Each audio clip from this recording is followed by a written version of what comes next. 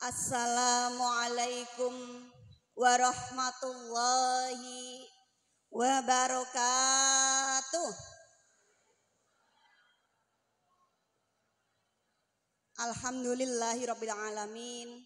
Assalatu wassalamu ala asrofil anbiya'i wal mursalin sayyidina wa maulana Muhammadin wa ala alihi wa ashabi ajma'in, amma ba'd. Yang saya hormati pimpinan daerah Aisyah Kota Tegal, Ibu Hindun, juga ada Mbak Rinda beserta segenap jajaran. Kalau Mbak Rinda ketua LPPA ya. Mbak Rinda ini keren. Baru lembaganya saja sudah sekeren ini, apalagi Aisyahnya. Aplaus untuk LPPA Aisyah dan PD Aisyah Kota Tegal.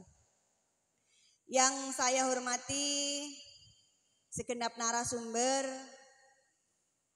hadir di sini Bapak Sultan Emir, Direktur Insis Connect, kemudian juga Bapak Aulia yang beliau berdua dari Jakarta, katanya naik kereta jam 4 subuh demi bertemu dengan ibu-ibu semua. Aplaus untuk beliau. Juga dari pimpinan OJK Tegal, Bapak Muhammad Fahmi Arafi, terima kasih juga sudah rawuh. Kemudian yang saya hormati segenap pimpinan dan anggota organisasi perempuan yang hadir di sini, yang cantik-cantik semuanya. Alhamdulillah, dan juga segenap tamu undangan yang tidak bisa saya sebutkan satu persatu. Alhamdulillah, puji syukur kehadirat Allah Subhanahu wa taala yang pada pagi hari ini telah memberkahi kita semua, memberikan ridhonya kepada kita sehingga kita bisa bersama-sama berada di sini untuk mengikuti seminar dan TOT literasi keuangan syariah dalam keadaan sehat walafiat, tidak kurang suatu apapun, dan tentunya bahagia dan sejahtera. Amin, Allahumma. Ibu-ibu bahagia napa mboten? Oke, kelihatan dari bajunya colorful ya. Jadi ini seperti di taman bunga. Bagus Mbak Rinda. Jadi kita boleh berbeda dalam organisasi, tetapi organisasi itu hanya kendaraan. Tapi yang penting adalah bagaimana kebermanfaatan kita, kemaslahatan kita, terutama untuk kemajuan perempuan di Kota Tegal. Tak lupa sholawat ma'as salam kita aturkan kepada junjungan kita Nabi besar Muhammad Sallallahu Alaihi Wasallam yang senantiasa kita jadikan uswah, kita jadikan teladan dalam kehidupan kita. Hadirin yang saya hormati, atas nama pemerintah Kota Tegal, saya menyampaikan apresiasi yang setinggi-tingginya kepada pimpinan daerah Aisyah Kota Tegal, wabil khusus kepada LPPA-nya yang sudah sekeren ini, telah memprakarsai dan memfasilitasi kegiatan seminar dan TOT literasi keuangan syariah. Ini saya pikir tidak hanya sebatas transfer ilmu dan knowledge, tetapi juga merupakan bentuk nyata dari dakwah melalui penguatan ekonomi umat. Apalagi tema yang diusung jadi ulama atau perempuan aja? Ulama apa perempuan aja, Mbak? Semula tema yang diberikan kepada saya itu ulama perempuan. Tapi hari ini perempuan, tetapi sama saja ya. Karena saya yakin yang berada di sini, yang hadir di sini adalah tokoh-tokoh perempuan Kota Tegal. Jadi tugasnya nanti namanya juga TOT. TOT itu sampai rumah nggak boleh bobok, nggak boleh rebahan, harus melanjutkan mentransfer ilmunya kepada lingkungan minimal, lingkungan masing-masing di organisasi masing-masing. Ya, harapannya yang lebih luas adalah ditransfer ilmunya kepada masyarakat secara umum. Tema hari ini adalah perempuan melek keuangan syariah. Kuatkan peran ekonomi dakwah, kuatkan peran dakwah ekonomi umat. Ini tentu sangat relevan dengan kondisi saat ini di mana perempuan itu harus memiliki peran strategis dalam mengelola keuangan keluarga, juga ekonomi keluarga sekaligus berkontribusi kepada pembangunan ekonomi masyarakat. Hadirin yang saya muliakan, bicara tentang literasi ekonomi syariah, saya yakin ibu-ibu, mbak-mbak ini sebagian besar sudah paham artinya apa. Yaitu tentang pemahaman, pengetahuan dan juga keterampilan dalam mengelola keuangan baik pribadi, keluarga maupun lembaga sesuai dengan prinsip-prinsip syariat Islam. Pemahaman di sini artinya adalah diantaranya bagaimana kita dalam baik bertransaksi keuangan jangan sampai riba. Bu, kita kadang masih nyenggol-nyenggol riba napa mboten? Nah, ini nanti akan diajari, akan diliterasi oleh para narasumber. Kemudian juga bagaimana tentang gharar atau ketidakjelasan yang abu-abu, yang subhat. Itu harus, jangankan yang haram ya, yang subhat aja harus kita hindari. Bu, ibu-ibu pengen mboten punya putra-putri yang soleh solihah. Salah satu caranya pastikan nafkah dan rizki serta makanan yang masuk ke mulut putra-putri jenengan dari jalan yang halal. Ini saya diajari abah ibu saya, diajari para kiai saya ketika saya di pesantren. Maka saya itu juga termasuk hati-hati Bu, meskipun saya politisi ya.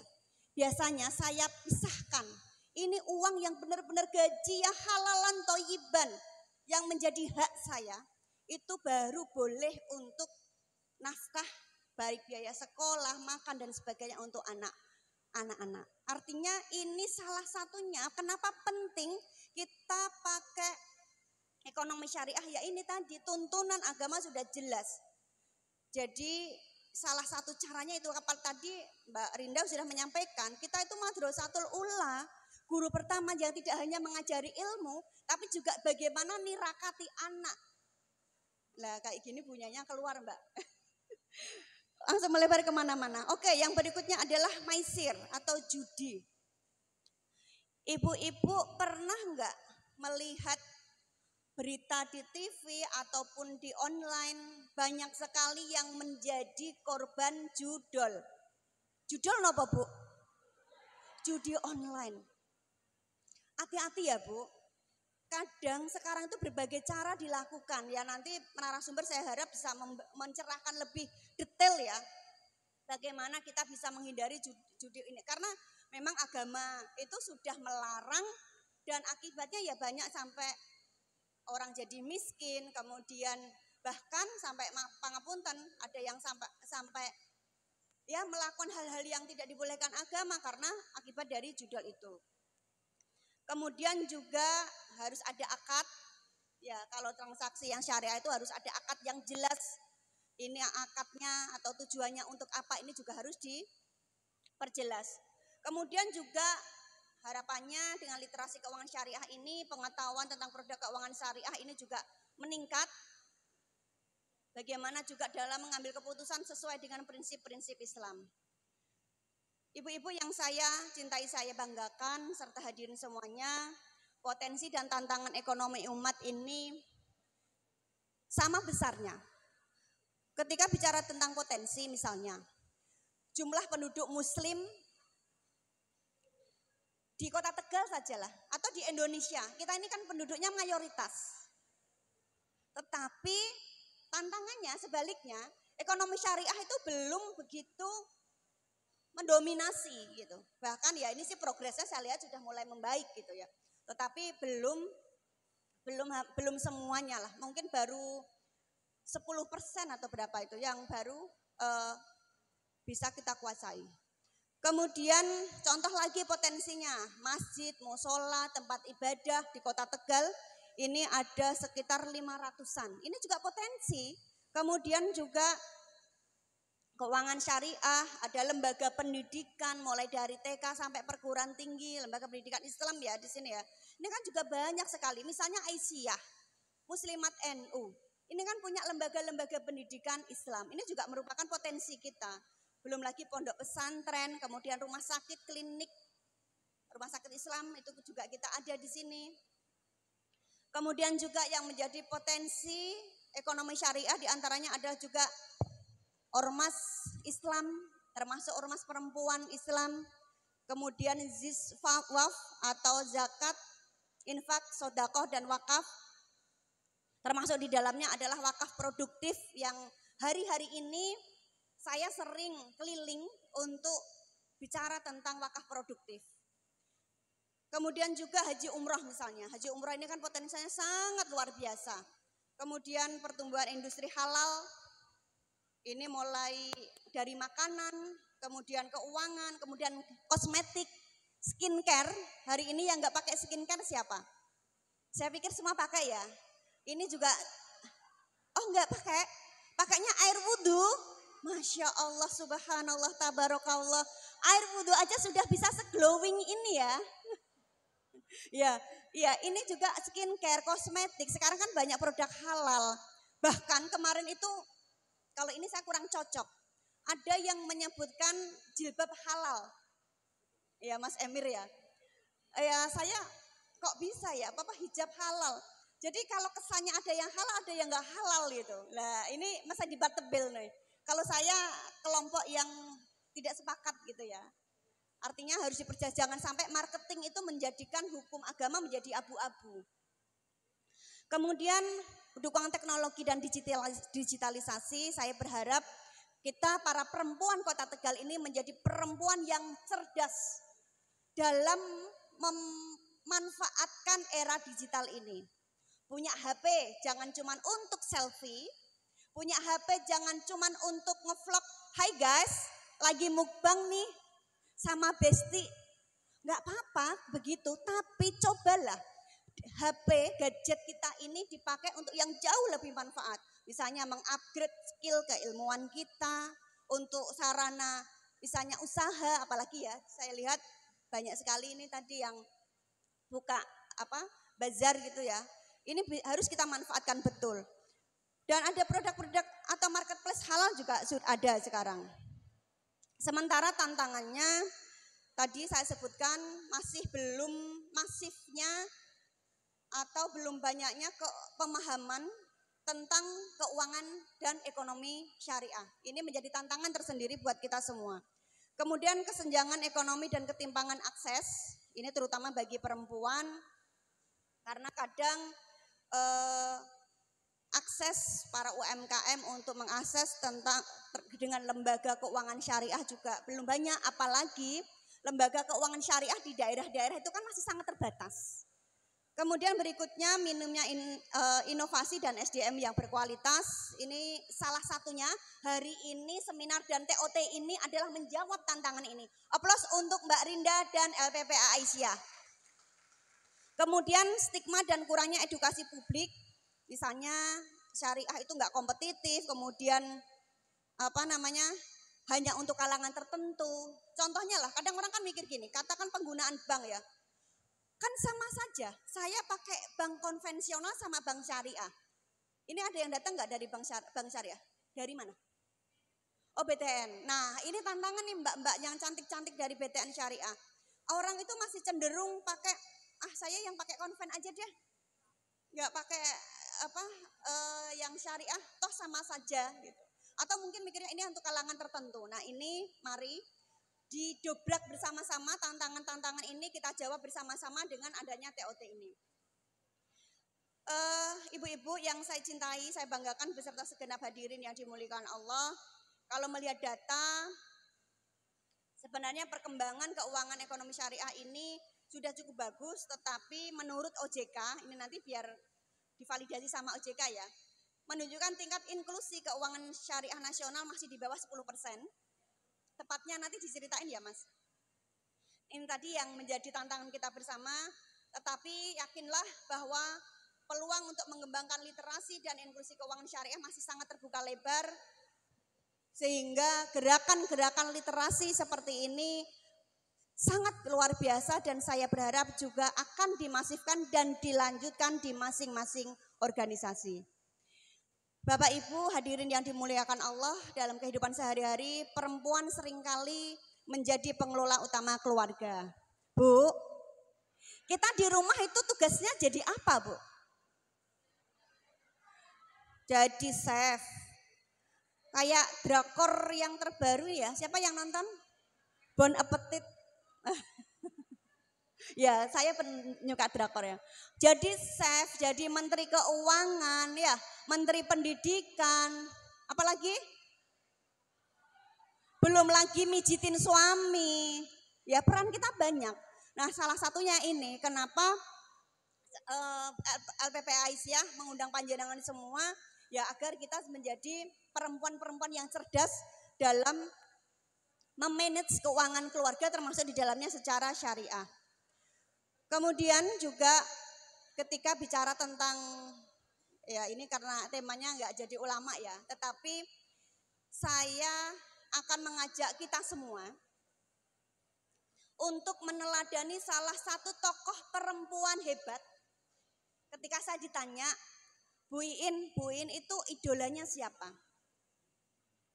Idola perempuan saya adalah Ibu Sayyidati Khadijah. Ada yang sama dengan saya? Kenapa? Beliau ini cerdas, seorang businesswoman yang sangat sukses. Kalau mungkin zaman sekarang, Bu, Khadijah ini ya pengusaha paling mungkin kalau misalnya dihitung menjadi perempuan yang sukses top 10 gitu insya Allah masuk di dalamnya top 10 dunia ya. Karena beliau punya hampir sepertiga kekayaan di Jazirah Arab kala itu. Seorang perempuan, Bu. Waktu itu beliau single parent. Nah, kurang apa lagi gitu loh. Kita itu sudah dicontohkan perempuan-perempuan hebat. Kita tinggal melanjutkan saja. Dan saya yakin bisnisnya itu bisnis yang menerapkan prinsip-prinsip syariah. Kenapa kemudian beliau kemudian meng-hire atau merekrut Nabi besar Muhammad SAW? Ingat ya kisahnya ya. Untuk menjalankan bisnis beliau. Karena Nabi Muhammad itu waktu itu belum Nabi ya. Masih berusia 25 tahun. Karena Nabi Muhammad itu waktu itu termasuk salah satu orang yang sangat jujur dan lihai dalam berdagang. Nah ini kan termasuk dalam prinsip-prinsip syariah saya pikir ya. Dan ini menjadikan contoh kita semua bagaimana kita kalau ini saya ganti deh, bukan peran ulama tapi peran tokoh perempuan di dalam penyebaran tentang literasi keuangan syariah. Bagaimana kita nantinya bisa mengadakan atau mengedukasi literasi keuangan syariah, kemudian pemberdayaan ekonomi perempuan, kemudian mendorong akses. Jadi nanti misalnya anggota organisasi panjenengan ada yang punya usaha, bareng-bareng didorong, dikawal untuk bisa mengakses ke lembaga keuangan syariah. Ini ada dari BTN Syariah yang akan menjamin ya, iya Mbak, dipermudah ya. Kalau ada perempuan Kota Tegal punya usaha, butuh support modal, dipermudah ya aksesnya ya. Yang penting syarat rukunnya dipenuhi kan gitu ya. Kemudian menyerukan isu keadilan ekonomi. Nah, isu-isu keadilan ekonomi ini yang harus kita suarakan lebih kenceng ibu-ibu. Dan juga mengembangkan tafsir ekonomi yang berkeadilan gender. Ini saya ambil dari acara KUPI, Kongres Ulama Perempuan Indonesia, kebetulan saya masuk di dalamnya. Jadi yang sekarang kita dorong, para tokoh perempuan, para ulama-ulama perempuan, para ibu nyai, daiyah, bicaranya itu tidak hanya tentang fikih-fikih agama saja, tetapi bagaimana juga bicara tentang tidak hanya fikih ibadah, tetapi bagaimana bicara tentang fikih sosial, fikih ekonomi. Kita jangan kalah Bu, ini Islam semua ya, namanya juga literasi ekonomi. Saya ceritain ya Bu, kita itu kadang harus ngintip tetangga kita untuk menyemangati kita. saya bertemu dengan salah satu pengusaha perempuan di Kota Tegal yang kebetulan nonis. Nonis tahu ya, apa yang dia lakukan? Setiap hari Minggu mengumpulkan tukang becak di depan tempat ibadahnya. Kemudian tukang becak itu bayar 2.000 dapat sembako. Uang 2.000 itu untuk apa? Ditabungkan, Bu. Kita ketinggalan. Yuk bareng-bareng semua ormas perempuan Islam, kita bergandengan tangan memberdayakan ekonomi masyarakat dengan cara masing-masing. Kadang kita bilang begini, itu kenapa sih jadi misionaris? Jangan menyalahkan orang lain. Monggo Sugeng Rawuh Bapak Kiai Haji Arif Imroni, izin saya lanjutkan ya. Sekali lagi Ibu-Ibu, kita nggak bisa menyalahkan pihak lain yang menganggap ini melakukan misionaris, mengajak orang untuk murtad. Tapi apa yang sudah kita lakukan untuk masyarakat, untuk umat kita? Nah ini nanti harapannya setelah jenengan mendapatkan ilmu dari sini bisa dimanfaatkan dan dibawa untuk berdakwah ekonomi di lingkungan masyarakat masing-masing. Demikian karena saya jam 10 harus ada rakor dengan Pak Gub di Semarang, doakan nanti ngebutnya lancar ya. Jadi ini saya tutup, nggak saya sampai selesai. Mari kita beragama secara baik, benar dan sempurna sebagaimana surat Al-Baqarah ayat 208. Bismillahirrahmanirrahim. Ya ayyuhalladzina amanu udkhulu fis-silmi kafah al-ayah. Bagaimana ajakan atau perintah kita untuk beragama secara sempurna, termasuk di dalamnya bagaimana kita melakukan prinsip-prinsip ekonomi syariah dalam kehidupan sehari-hari kita. Kurang lebihnya mohon maaf. Oh ya, sebelumnya ada pantun. Jawab Yaul ya. Pak Emir dan Pak Aulia dan Pak Fahmi di Tegal itu ada istilah Yaul. Yaul itu iya.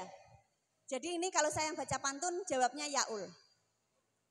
Jalan-jalan ke Kota Tegal. Singgah sejenak membeli sorban. Ilmu syariah kita jadikan bekal. Hidup berkah, rizki halalan thayyiban. Terima kasih, kurang lebihnya mohon maaf. Akhirul kalam, wallahul muwaffiq ila aqwamit thoriq. Wassalamualaikum warahmatullahi wabarakatuh.